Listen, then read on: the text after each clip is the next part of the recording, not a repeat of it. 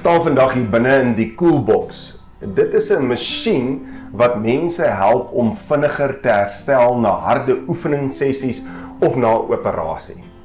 Nou hoe dit werk is dat ons mense na 'n baie lae temperatuur toe vat. Hulle noem dit whole body cryotherapy. Nou wat dit behels is, mense gaan in hierdie vertrekke, een hier of een agter my in, waar hulle so teen 'n temperatuur van minus 130 grade Celsius is. Dit klink baie hoog, maar is daar nie so erg nie. Jy sal sien, hy's nou, ek dink so op minus 28 besig om koud te word. Daarbo is hy gestel na minus 140, sal julle kan sien. En wat dan gebeur is, en dis die wonderlike van 'n mens se liggaam, as jy hier in beweeg, dan berei jou liggaam voor vir oorlewing. Hy berei voor eintlik vir hipotermie. So jou are vernou 'n bietjie, as ek nou die regte terminologie kan gebruik, en dan wat gebeur is, hy stuur jou bloed na jou organe toe, na jou brein toe, sodat jy nog kan funksioneer, en hy beperk bietjie die bloedvloei na ander plekke, sodat die bloed wat by jou is, by mekaar is, jou warm kan hou, jou core, jou kern warm kan hou. En toe ek nou vandag hier staan, terwyl die masjien nou besig is om koud te word vir die eerste pasiënte wat gaan deurkom, toe dink ek maar net aan 'n teks in die Bybel.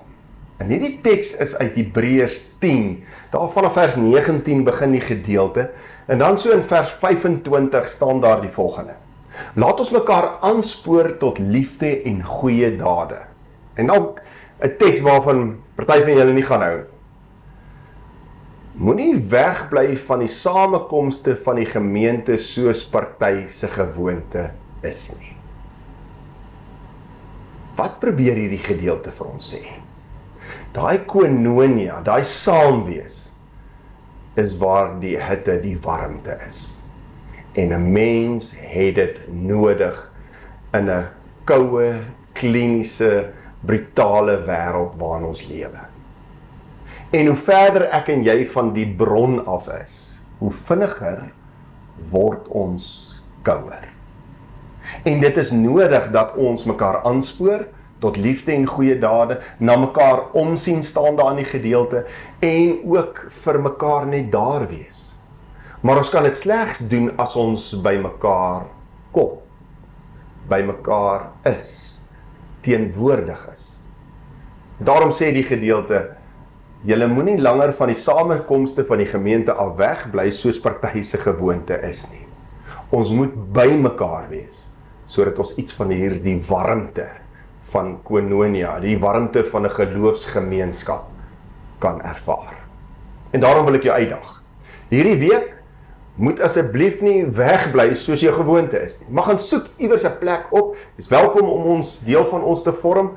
Daar by die pop-up kerk is ons het tradisionele dienste ook aan eerskomende Sondag.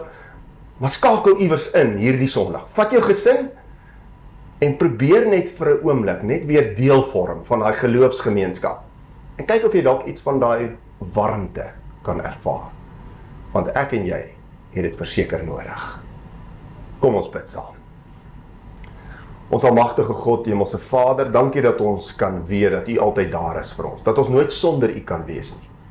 Heer, maar ons besef ook partykeer dat ons ook ander gelowiges nodig het. Gelowiges wat ons ondersteun, wat partykeer na ons omsien.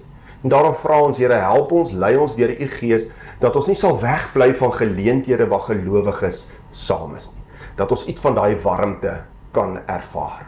En daarom is ons gebed vir elkeen vandag, wil U gee dat daar waar mense in vandag se lewe koue ervaar, as gevolg van hartseer, as gevolg van depressie, wil U vir hulle warmte gee deur U Gees, sodat hulle kan weet U is daar en dat hulle kan oorleef te midde van 'n koue, kliniese wêreld.